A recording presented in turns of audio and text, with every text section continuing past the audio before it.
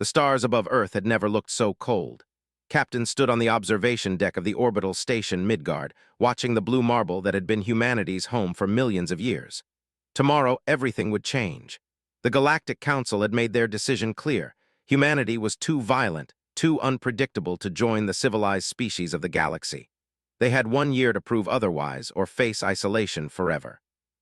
His weathered hands gripped the railing as he thought about his ancestors. 1,000 years ago, his family name had meant something. There had been Vikings, raiders, and explorers who feared nothing. They had sailed into unknown waters with nothing but wooden ships and iron will. Now, their descendants stood among the stars, facing a challenge that would have made even Odin himself proud. The door behind him hissed open, and Commander Sarah Mitchell stepped onto the deck. She was the best tactical officer in the Earth Defense Force, but even she looked worried. "The Council's final message came through," she said, her voice tight. "They're sending a test. 3 alien species that they consider problematic have been given permission to attack our outer colonies. If we can defend ourselves without using weapons of mass destruction, we might get a second chance." Turned to face her. At 60 years old, he had seen 3 alien invasions repelled, but this was different.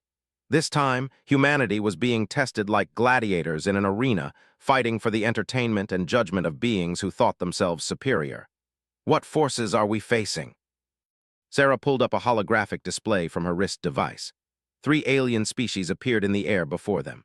First, the Hive, species with a collective mind. They swarm like locusts and have already consumed 12 worlds. Second, the Empire, reptilian warriors who believe in conquest through honor combat. They've never lost a war. Third, the Void Wraiths, energy beings that can phase through matter. They're basically ghosts that can tear apart spaceships from the inside. Studied each image carefully. They looked like massive beetles with razor-sharp claws. There were 8-foot-tall lizards covered in natural armor. The Void Wraiths were the most disturbing shifting clouds of dark energy with glowing red eyes. When do they arrive? Intelligence suggests they'll hit our 3 furthest colonies simultaneously in 2 weeks.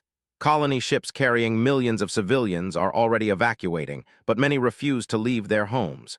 Sarah's expression darkened. The Council specifically chose these species because they've never been defeated. They want to see us fail. The captain was quiet for a long moment, thinking about the stories his grandfather had told him.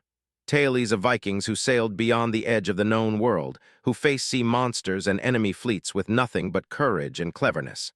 "Then we'll have to do what Vikings do best," he said finally. "We'll give them a fight they'll never forget." Over the next week, assembled his crew aboard the humanity's and most advanced battleship. It was fitting that the ship shared its name with the end of the world in Norse mythology, because that's exactly what this felt like. The ship itself was a work of art, sleek black hull decorated with traditional Viking designs that had been laser-etched into the armor plating. At 800 meters long, it was one of the largest vessels humanity had ever built. The crew chose was unusual by military standards. Instead of just taking the best soldiers, he had specifically requested people with Viking heritage. His reasoning was simple. They needed to fight like their ancestors, not like modern military officers. They needed berserkers, not bureaucrats. His second in command was Lieutenant Commander, a descendant of the Red. She was small but fierce, with bright red hair and eyes that seemed to burn with inner fire. She had single-handedly saved a transport ship during the last alien attack, ramming her fighter into an enemy cruiser to buy time for evacuations. The chief engineer was Ironside, whose great-great-grandfather had been part of the last Viking raid in history. Was built like a bear and could fix anything from a broken scanner to a cracked reactor core. He spoke with his hands as much as his voice, and his laugh could be heard 3 decks away. The weapons officer was Bluetooth, named after the famous king. He was quiet and methodical, but deadly accurate with every weapon system they had. His tactical mind could calculate firing solutions faster than the ship's computer. The communications officer was Freya, whose family had kept the old stories alive through generations of storytelling. She could speak 12 alien languages and had a gift for understanding the true meaning behind diplomatic words. As they prepared for departure, gathered his crew in the ship's main hall.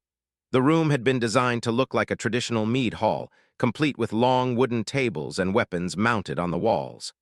The crew sat as their ancestors had during feasts, ready to hear their leader's words. "Friends," began, his voice carrying easily through the hall. We sail tomorrow into unknown waters. Our ancestors crossed oceans in wooden boats, trusting in their gods and their own strength. We cross the void in steel and starlight, but the challenge is the same. We face enemies who think we are weak, who believe that humans are nothing more than clever animals.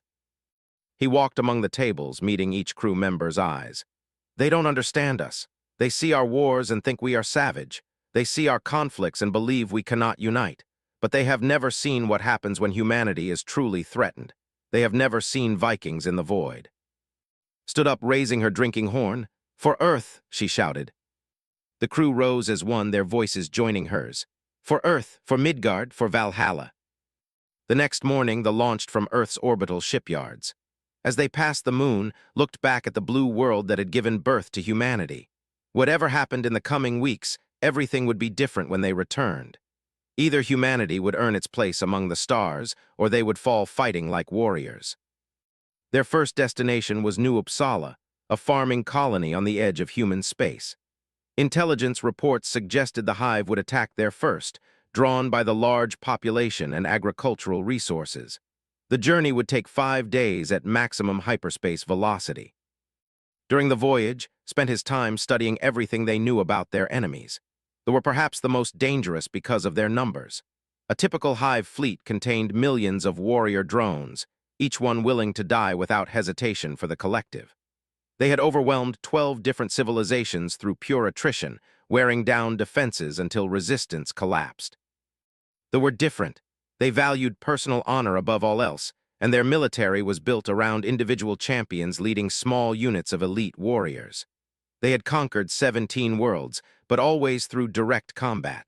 They considered orbital bombardment and mass destruction weapons to be dishonorable. The Void Wraiths were the most mysterious. They existed partially outside normal space-time, which made them nearly impossible to detect until they were already inside a ship's hull. They fed on electromagnetic energy, draining power systems and leaving crews stranded in dead ships floating through space. On the third day of their journey, Freya intercepted a message from the Galactic Council. It was addressed to all 3 attacking species, and she translated it for the crew. The message was simple and chilling. Demonstrate human weakness. Show the galaxy why they cannot be trusted with interstellar civilization. That knight stood alone in his quarters, looking at an ancient sword mounted on his wall. It had belonged to his ancestor, and had tasted blood in battles from Iceland to Constantinople. The sword was just metal and wood now, a relic of a simpler time when enemies could be faced with steel and courage. But the spirit behind it remained unchanged. A soft knock on his door interrupted his thoughts. Entered without waiting for permission, carrying 2 cups of coffee. She handed one to him and sat in the chair across from his desk. "You're thinking about the old stories again?" she observed. Smiled, had always been able to read his moods. "I'm thinking about Stamford Bridge," he said. "The last great Viking battle. Harold thought he was conquering England, but he walked into a trap. 300 of the best warriors in the world died that day because they underestimated their enemies. And you're worried we're doing the same thing." "I'm worried that courage isn't enough anymore. Our ancestors fought with sword and axe against men just like themselves. We're facing beings that have conquered entire star systems. What if the old ways aren't sufficient for the new world?" Was quiet for a moment, then she smiled. "Do you know what my great-grandmother told me before she died? She said that a true Viking never fights the same battle twice. They adapt, they learn, they find new ways to win. Your ancestor didn't become legend by doing what everyone expected. He became legend by doing what no one thought possible." That conversation stayed with as they approached New Uppsala. The colony was a beautiful world, with rolling green hills and crystal-clear rivers that reminded him of Norway. Nearly 2 million people called it home, and they had built their cities to blend with the natural landscape. It looked peaceful, innocent, completely unprepared for war. The hive arrived exactly when intelligence had predicted. Their ships appeared at the edge of the system like a dark cloud, blotting out the stars. Counted over 300 vessels of various sizes, from small fighter-sized drones to massive hive ships that could house millions of warriors. "All stations report ready," announced from her position at the tactical console. "Weapons charged and locked," added, his fingers dancing over the targeting controls. "Communication channels open to the colony and all human vessels in the system," Freya reported. settled into his captain's chair, and activated the ship-wide communication system. This is Captain of the battleship. Today we face an enemy that has devoured worlds and believes humanity is easy prey. They have never faced Vikings before. Today we teach them why our ancestors were feared across 9 realms. The fleet moved toward New Uppsala like a living thing, their ships clustering together in a formation that looked almost organic. The lead vessels were already launching fighter drones, thousands of small craft that swarmed toward the planet's defensive platforms. "Captain," called from engineering, "I'm reading massive electromagnetic interference from their ships. They're jamming our long-range communications. Can you compensate? Give me 10 minutes, and I'll have us talking to Odin himself if you want." Smiled had never let him down. "Do it. What's our tactical situation?" "They're using standard hive tactics. Overwhelming numbers, accept heavy casualties to achieve objectives. The fighter drones are essentially guided missiles with basic intelligence. The larger ships contain the breeding chambers and command nodes." "Weaknesses?" "They're completely dependent on their collective consciousness. If we can disrupt their communication network, the drones become mindless and easy to destroy." Studied the enemy formation on the main screen. The moved with perfect coordination, like a school of fish or a flock of birds, but that coordination was also their weakness. "Freya, can you identify their command frequencies?" "Working on it. The signals are encrypted, but they're using a pattern similar to what we saw in the archives from the Battle of Prime." Her fingers flew over her console as she analyzed the electromagnetic signatures. "Got it. They're using 3 primary command nodes, probably those larger ships in the center of the formation." "Distance to target?" 200,000 kilometers and closing." Felt the familiar calm that came before battle, the same feeling his ancestors must have experienced as they saw enemy longships on the horizon. "All hands, prepare for combat. Remember, we're not just fighting for New Uppsala. We're fighting for the right of humanity to reach for the stars." The first engagement began when the fighter drones reached the planet's orbital defenses. The automated defense platforms opened fire with pulse cannons and missile batteries, creating brilliant flashes of light against the black of space. The drones swarmed the platforms like angry insects, overwhelming their shields through sheer numbers. "Take us in," ordered. "Full speed toward their center formation. Give me everything the engines can handle." The leaped forward, its advanced engines pushing the massive ship toward the enemy fleet. The hull groaned under the acceleration, but it held. Behind them, the rest of the human defense fleet followed 6 destroyers, 12 cruisers, and 43 fighters.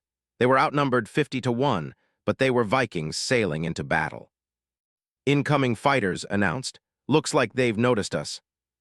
The main screen filled with enemy drones racing toward them. They moved erratically, making targeting difficult, but they came on without fear or hesitation. The first wave hit the shields like rain against a window, their small weapons having little effect on the battleship's heavy armor. "Return fire," ordered.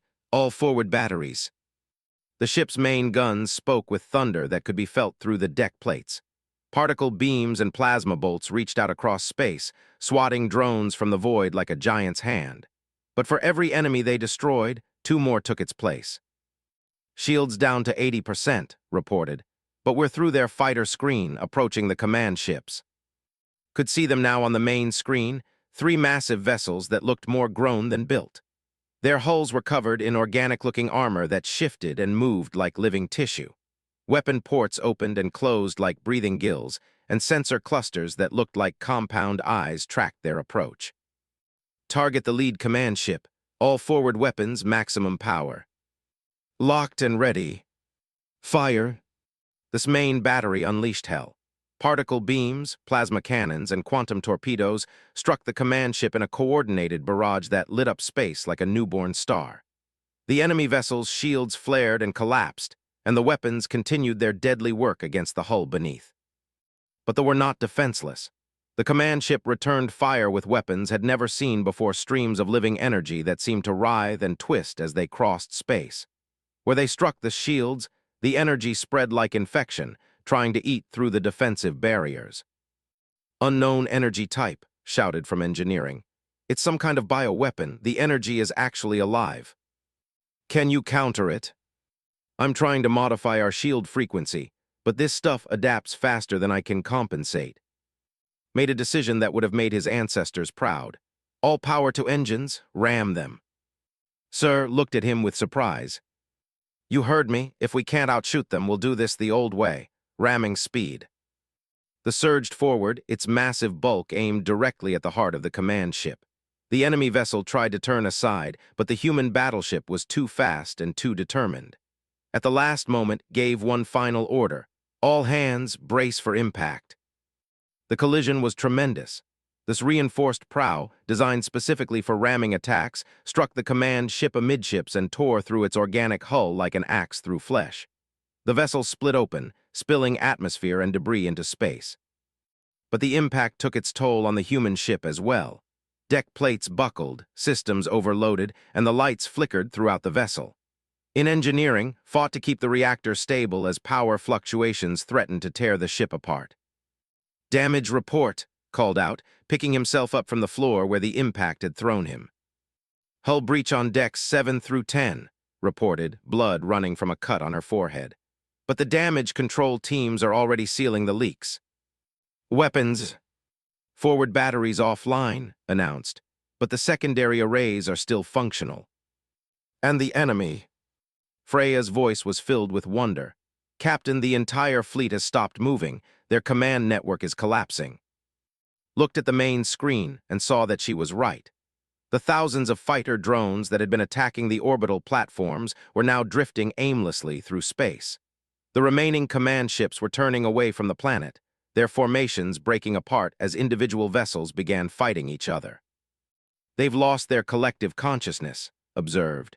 Without the central command node, they're reverting to basic survival instincts. Freya, open a channel to all human forces. Channel open, sir. All vessels, this is Captain. The enemy is in retreat. Pursue and destroy them before they can regroup. Today we have shown the galaxy that humanity will not go quietly into the night. The battle that followed was more of a rout than a fight. The drones, operating without central coordination, were easy targets for the human fighters. The surviving command ships fled toward the edge of the system, but the human cruisers hunted them down one by one. By the end of the day, the hive had been completely destroyed.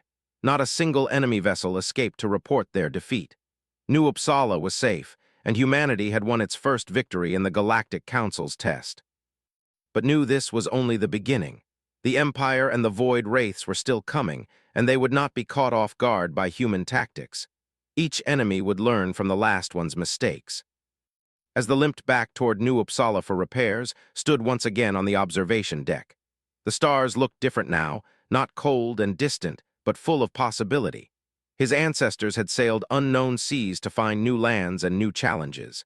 Now their descendant had sailed the void and faced an alien hive mind.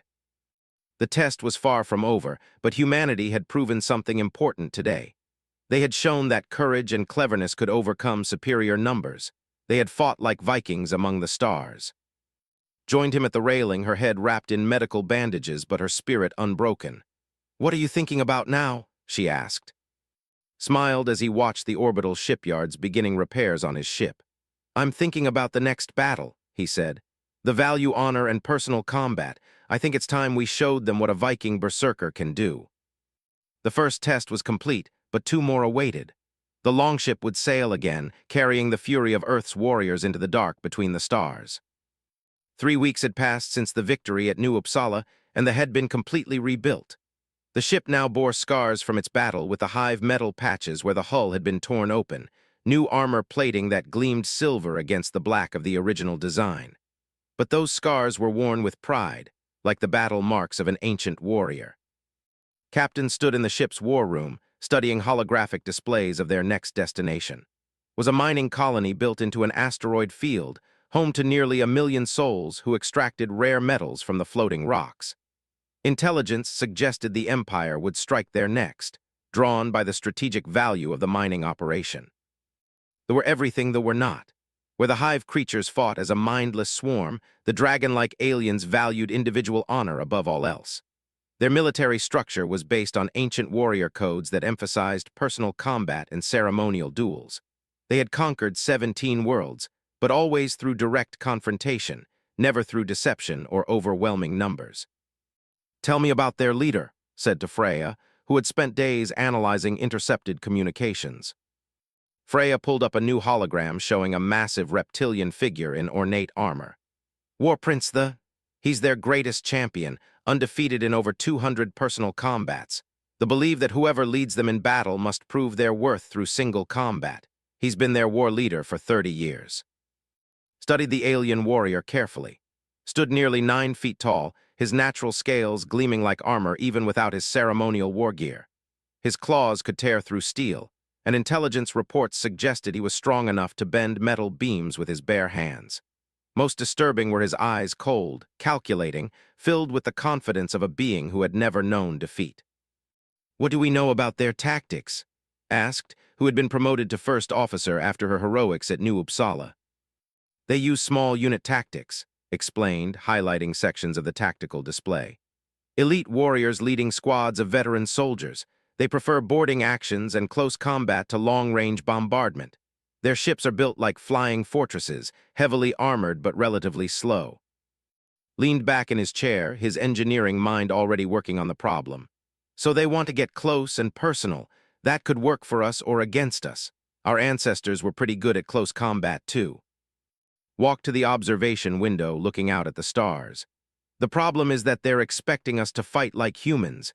After New Uppsala, they know we're clever and resourceful, but they still think they understand us." "What do you mean?" asked. "They think honor means following rules. They think courage means accepting challenges. But Viking honor was different. We fought to win whatever it took. We were honorable to our own people, but we showed no mercy to enemies who threatened our families." The journey took 4 days. During that time, implemented a training program that would have seemed insane to any conventional military officer. Instead of drilling his crew in standard combat procedures, he had them studying the old sagas and learning traditional Viking fighting techniques. Worked with the ship's fabricators to create weapons that would have been familiar to his ancestors. Battle axes modified with monomolecular edges that could cut through alien armor. War hammers equipped with gravity manipulators that could crush enemy bones even through protective suits. Shields that combined traditional designs with modern energy deflection technology. But the most important part of their preparation was psychological. Knew that they would try to use their own honor code against them. They would issue challenges, demand single combat, try to make the humans fight according to alien rules. The key to victory would be remembering that honor had many definitions. When they reached, the fleet was already in position. 12 ships arranged in a perfect battle formation, each one a work of art as much as a weapon of war. Their hulls were covered in intricate carvings that told the story of past victories, and their weapons were designed to look like the claws and teeth of great beasts. The largest ship, obviously the flagship, was a magnificent sight. It was shaped like a great dragon with wings spread wide, its hull gleaming with gold and silver decorations. Weapon ports opened and closed like breathing nostrils, and sensor arrays moved like searching eyes. "Incoming transmission," Freya announced. "They're hailing us." "Put it on the main screen." The image that appeared was impressive and terrifying in equal measure. War Prince sat on a throne made from the bones of some massive creature, surrounded by his greatest champions. When he spoke, his voice was deep and resonant, filled with the confidence of absolute authority. "I am War Prince of the Empire, conqueror of worlds, slayer of champions. You are the humans who destroyed the Hive through cowardly tactics and dishonorable ambush. I offer you a chance to die with some measure of dignity." Stood slowly, making sure his own image would be transmitted clearly. He had dressed in a combination of modern uniform and traditional Viking gear, a command jacket decorated with ancient Norse symbols, and a cloak that bore the colors of his family line. "I am captain of the battleship, heir to the warriors of Midgard. You mistake tactical superiority for cowardice, Prince. But if you wish to test our courage, we are ready." Scaled features twisted into what might have been a smile. "Excellent. I propose single combat between champions, your greatest warrior against mine. The winner claims this system and the respect of both peoples." This was exactly what it expected.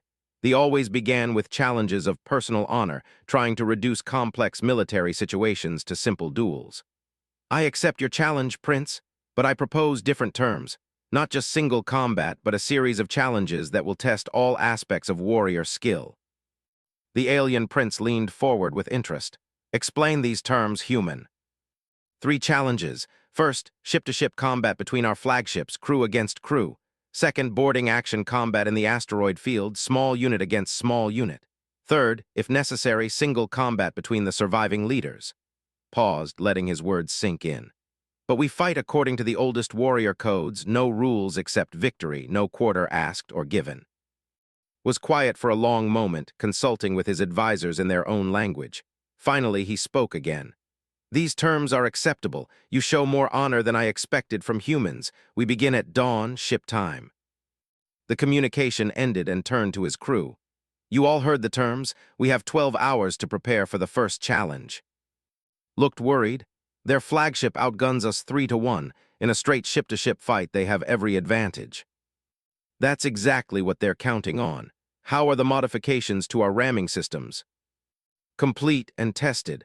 But if we ram that monster, there might not be enough left of us to fight the second challenge. Smiled grimly.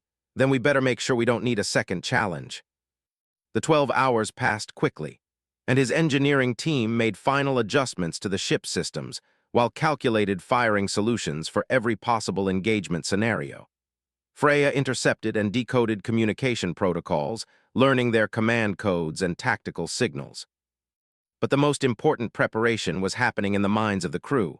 Walked through every section of the ship, talking to his people, reminding them of who they were and where they came from. These were not just soldiers following orders. They were the descendants of Vikings, about to sail into battle against dragons among the stars. Dawn came with brilliant sunlight reflecting off the asteroid field.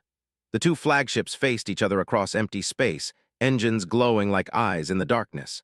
The vessel, Pride, was magnificent and terrifying, its dragon-shaped hull bristling with weapons. The looked small by comparison, but it carried the fury of Earth's warriors. Range 50,000 kilometers and closing, reported. Their weapons are charging. Hold steady, ordered. Let them make the first move. Was too experienced to fall for a simple trap. His ship began a complex maneuver, trying to bring its heaviest weapons to bear while staying out of ramming range. Plasma cannons and particle beams reached across space, testing the defenses. Shields holding, reported, but those weapons pack more punch than anything we faced with the... Watched the tactical display, waiting for the right moment. The fought like dragons, powerful, proud, but following predictable patterns. They expected their enemies to either flee or engage in a traditional exchange of fire. They were not prepared for Viking cunning. Reverse thrust, full power. Make it look like we're trying to escape. The suddenly decelerated, its engines flaring as it appeared to retreat from the larger ship. Svessel immediately pursued, exactly as it hoped. The dragon ship accelerated toward them, eager to prevent their escape. Now, emergency stop and full reverse.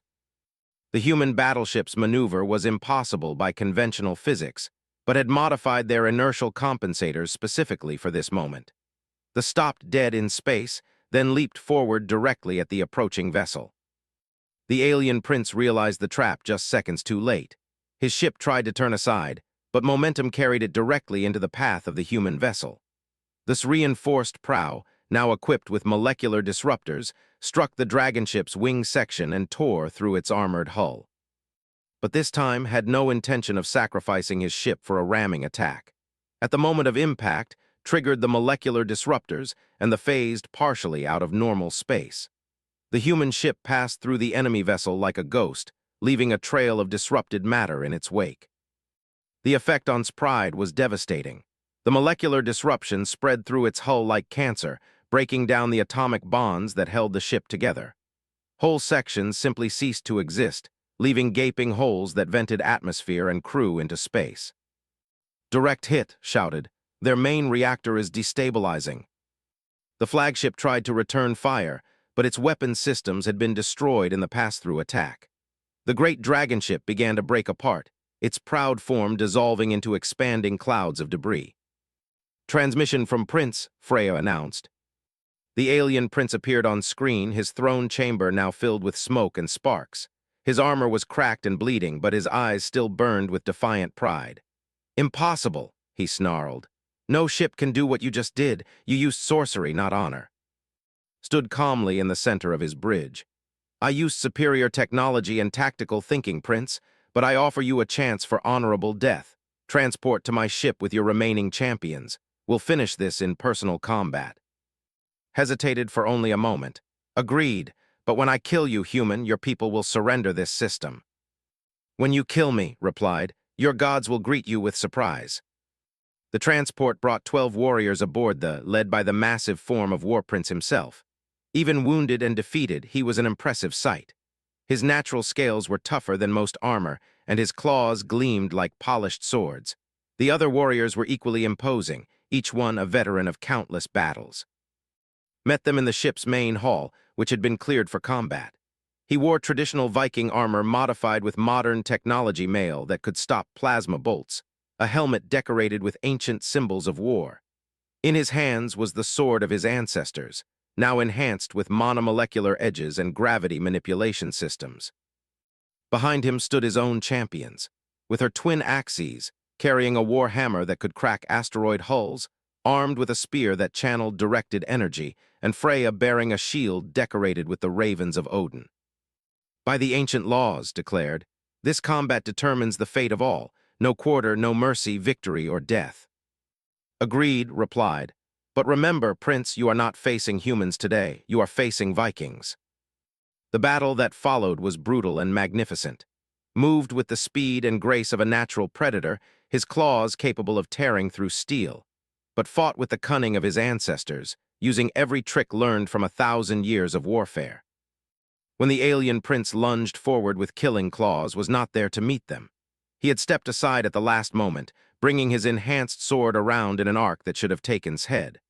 But the warrior was too experienced. He twisted away, accepting a deep cut across his shoulder rather than a killing blow. Around them, the other champions fought with equal fury. Danced between 3 alien warriors, her axes weaving patterns of death as she struck and retreated, struck and retreated. Her ancestors had taught that a Viking warrior never stood still in battle, and she honored that tradition. Fought like a berserker, his war hammer crushing alien weapons and armor with equal ease. Every blow from his enhanced weapon sent gravitational shock waves through the air, and found it impossible to predict where the next strike would land. Used his spear like a conductor's baton, directing energy bolts with surgical precision. He had studied the alien anatomy from intelligence reports, and every shot found gaps in their natural armor or weak points in their defensive stance. Freya fought defensively, using her shield to protect the others while striking with a short sword when opportunities arose. But her greatest weapon was her voice. She sang the old war songs, filling her comrades with the fury of their ancestors.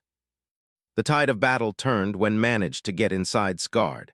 The alien prince was incredibly strong, but he fought according to patterns learned over centuries of victory. He expected his enemies to fear his size and power, to retreat before his assault. Did the opposite. When raised his claws for a killing strike, the human captain stepped forward instead of back, getting too close for the long claws to be effective.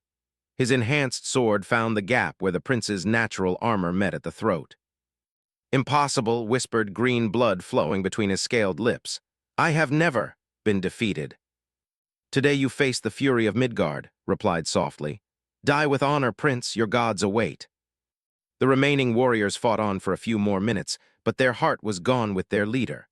One by one, they fell to the combined assault of the human champions. When the last alien warrior collapsed, the hall was silent except for the sound of heavy breathing. It is finished, announced, activating the ship's communication system. This is Captain, War Prince is dead and his champions have fallen. Any vessels that wish to withdraw may do so with honor. The response was immediate.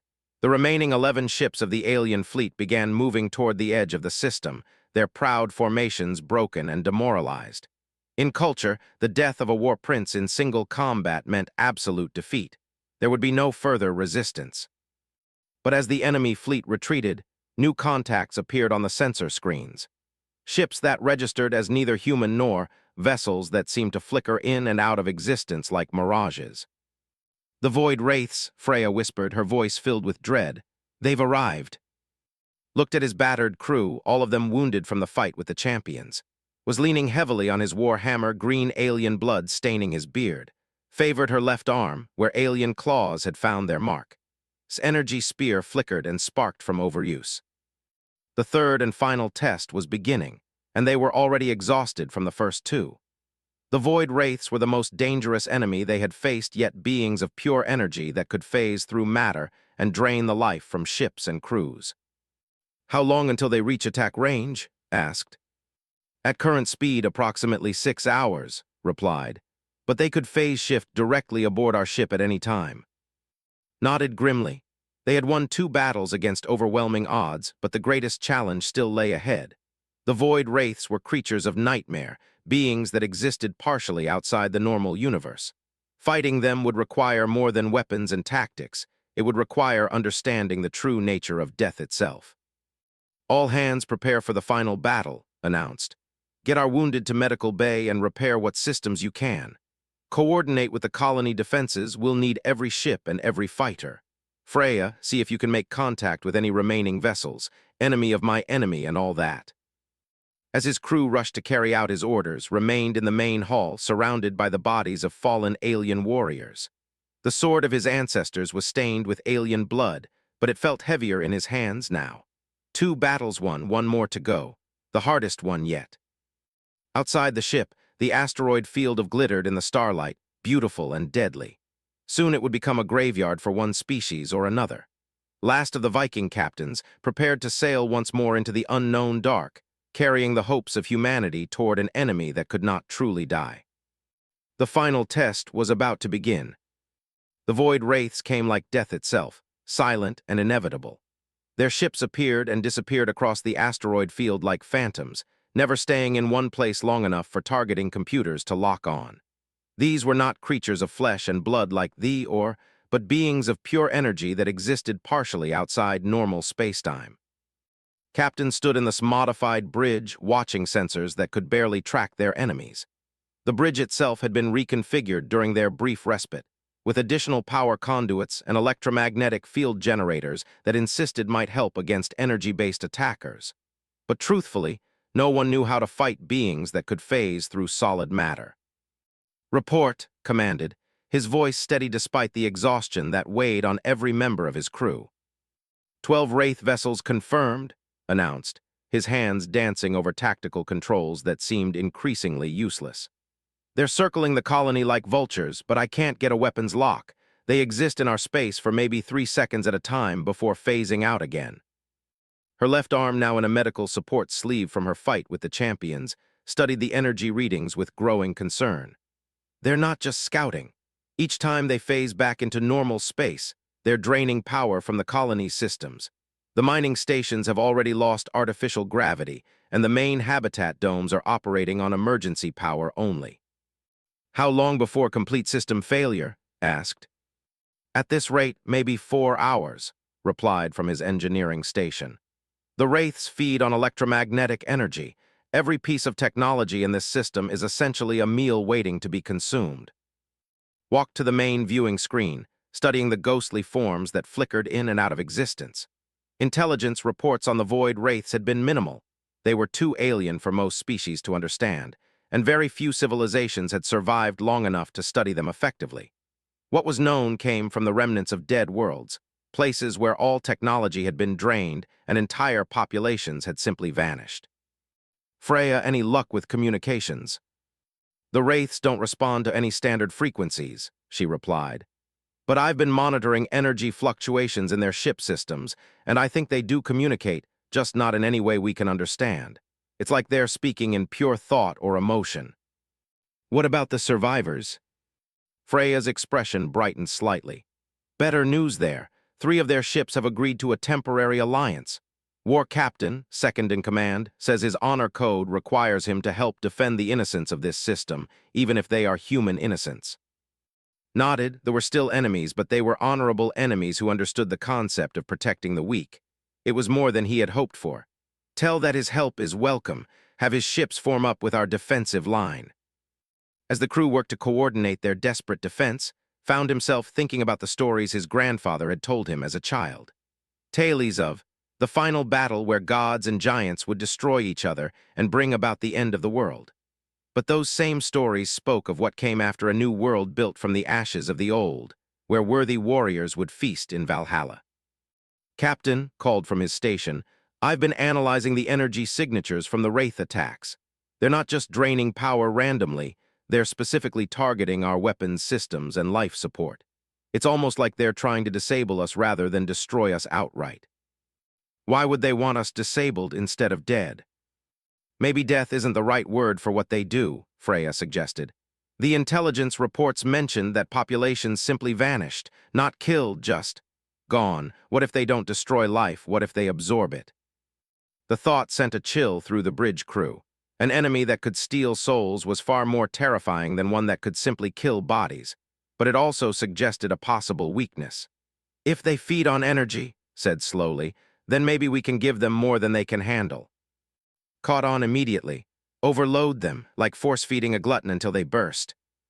Can you rig a controlled reactor overload? Something that would release a massive energy surge without destroying the ship. The chief engineer's eyes lit up with dangerous enthusiasm. Give me 30 minutes, and I can turn this ship into a lighthouse bright enough to be seen from Earth. But if the Wraiths don't take the bait, the energy release will fry every system we have. Do it. Coordinate with the ships and the colony defenses. When triggers his light show, I want every ship in the system firing at whatever Wraiths get stunned or overloaded. As his crew rushed to implement the desperate plan, walked to his private quarters. On the wall hung the ancient sword of his ancestors, cleaned now of blood but still bearing the nicks and scratches of countless battles. He took it down and held it, feeling the weight of history in its steel. A soft knock interrupted his thoughts. Entered without waiting for permission, a habit she had developed during their long friendship. You're thinking about the saga again, aren't you? The confirmed, nomming the ancient poem that told of. The part where it says the wolf will swallow the sun and the world will end in fire and darkness. But then it continues, reminded him. It says that a new sun will rise and the surviving gods will meet on plane to rebuild the world. The end is also the beginning. Smiled, remembering why he had always valued her counsel. Maybe that's what this is. Maybe humanity's old world ends today and something new begins tomorrow. Or maybe, said with a grin, we just kill some energy vampires and go home for dinner. Their conversation was interrupted by an urgent alert from the bridge, and hurried back to find chaos erupting on the tactical displays. The Wraith ships had stopped their cautious probing and were now attacking directly. Streams of dark energy reached out from their phantom vessels, striking the colony's defensive platforms and draining them of power in seconds. They've changed tactics, reported. Something spooked them into direct assault. Maybe they sensed what we're planning, suggested from his engineering station. These modifications are putting out a lot of energy signatures. On the main screen, could see the colony's situation deteriorating rapidly. The mining stations were going dark one by one, their fusion reactors drained of power, and their crews trapped in rapidly cooling metal shells. The main habitat domes were flickering as emergency power failed, leaving nearly 1 million civilians in darkness. How much longer for your modifications? 10 minutes for the basic setup, but I'd prefer 20 for safety checks. You have 5. Signal all ships to attack immediately. We can't wait for the trap people are dying down there. The combined human and fleet charged toward the Wraith vessels, weapons blazing. Particle beams and plasma bolts reached across space toward targets that flickered in and out of existence like mirages. Most shots passed harmlessly through empty space where Wraith ships had been moments before. But some shots connected. When a Wraith vessel was caught in normal space-time for those few crucial seconds, human and weapons could hurt them. The aliens' energy-based hulls sparked and writhed under the assault, and one smaller Wraith ship actually exploded in a burst of crackling lightning. We can hurt them, shouted, but only when they're fully materialized. The Wraiths responded to the attack by changing tactics again. Instead of the hit-and-run energy drains they had been using, they began to phase directly through the attacking ships. The shuddered as something invisible passed through its hull, and every light on the bridge flickered. Hull breach, called out. No, wait, not a breach. Something passed through us. Energy levels dropping on decks 7 through 12. Could feel it now, a cold presence moving through his ship like a ghost. Crew members were collapsing at their stations as the Wraith drained their life energy, leaving them unconscious but alive. Whatever the creature was looking for, it wasn't satisfied with the ship's mechanical systems. "It's heading for the bridge," Freya whispered, her voice tight with fear. "I can track it by the energy drain pattern." "Everyone off the bridge," ordered. "Now." His crew hesitated for only a moment before obeying, rushing toward the emergency exits, but remained at his station, one hand on the controls and the other gripping his ancestor's sword. He could feel the presence approaching, a cold hunger that seemed to suck warmth from the air itself. The Wraith materialized slowly, like smoke condensing into solid form. It was beautiful and terrible, a being of living darkness with eyes like burning stars. When it spoke, its voice came from everywhere and nowhere, a whisper that seemed to come from inside its own mind. "You are different," the creature said, its form shifting and flowing like liquid shadow. "Your energy patterns, unusual, you taste of. Old things, ancient things." Raised his sword, knowing it was useless against a being of pure energy but feeling the comfort of steel in his hand. "I am, son of Midgard, heir to the fury of the Ancient Ones. If you want my ship, you'll have to take it from me." The Wraith moved closer, its presence causing frost to form on the bridge controls. "Your species confuses us. You should have died when we drained your colony ships, but you fought, you adapted, you surprised us. Surprise is what we do best." "Yes," the Wraith agreed, its voice carrying something that might have been respect. "The Council told us you were primitive, easily defeated. They were incorrect."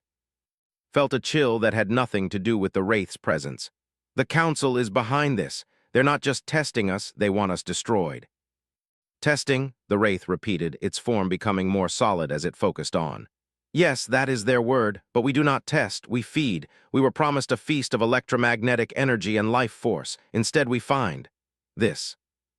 The creature gestured toward the bridge displays, which showed the desperate battle raging outside.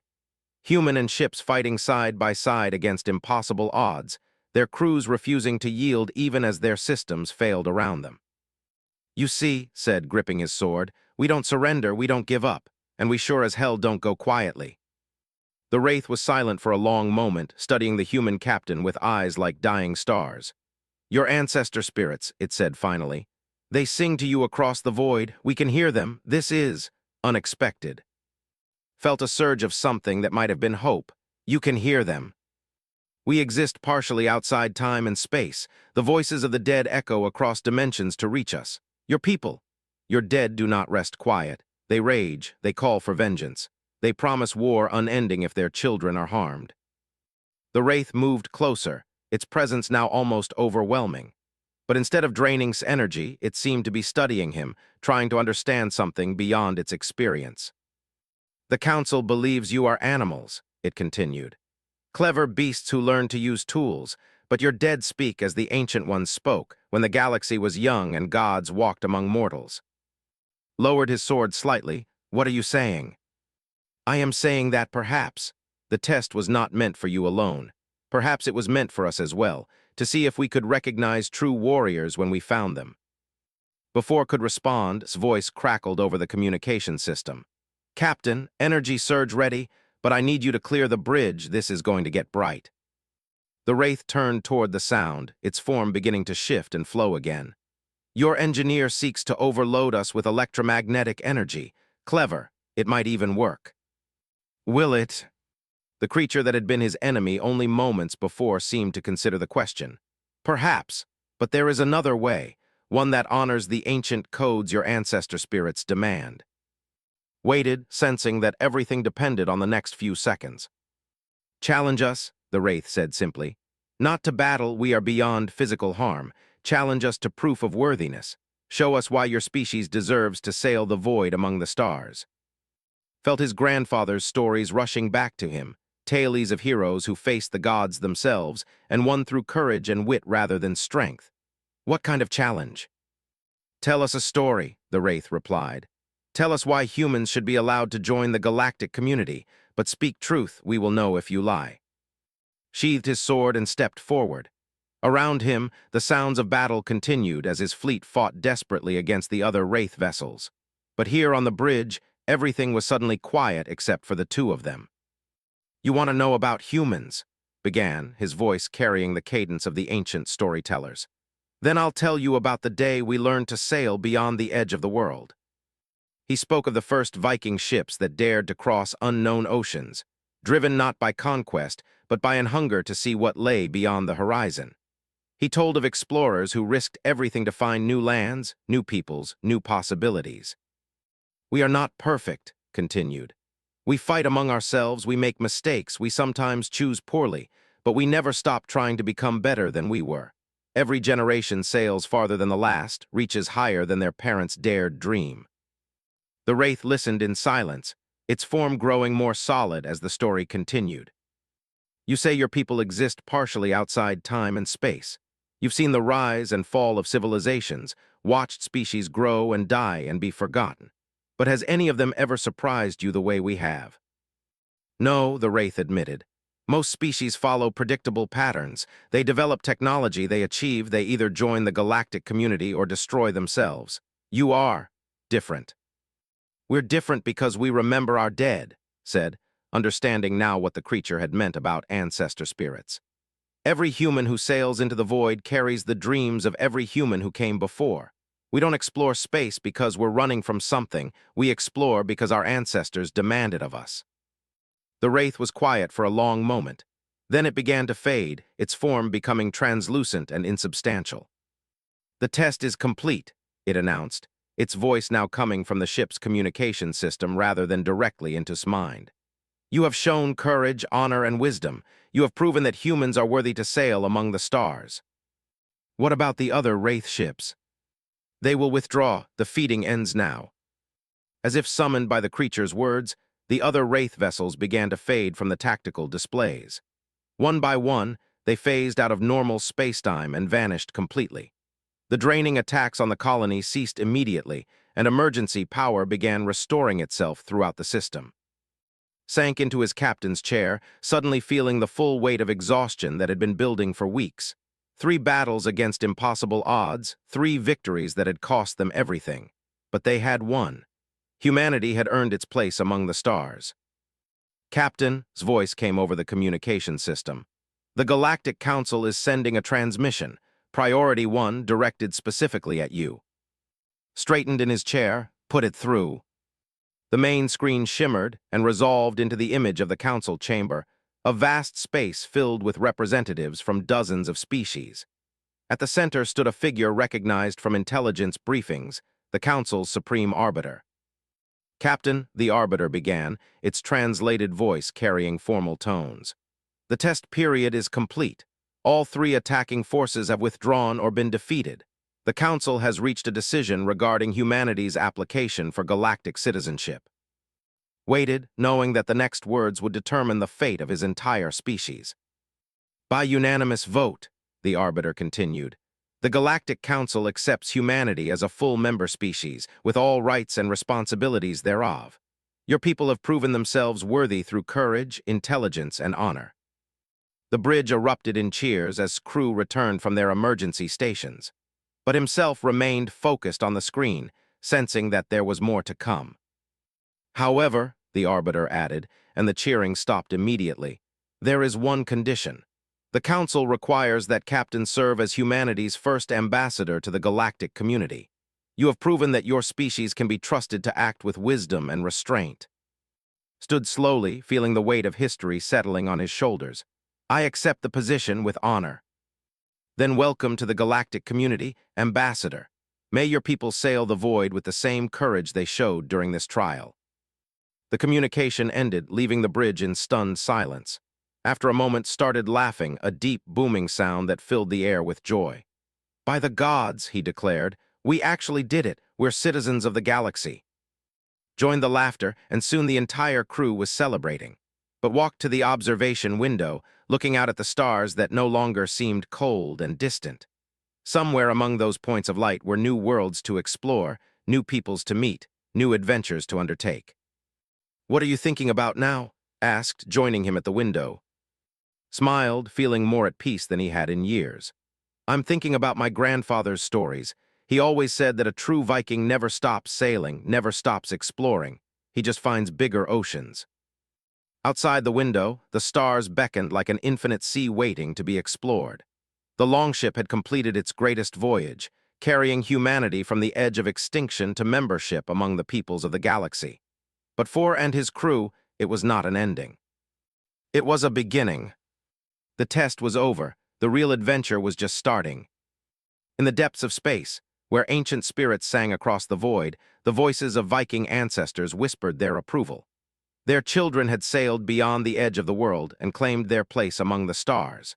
The blood of explorers would carry humanity to new realms, new challenges, new victories. The last longship had become the first starship, and the saga of humanity among the stars had only just begun.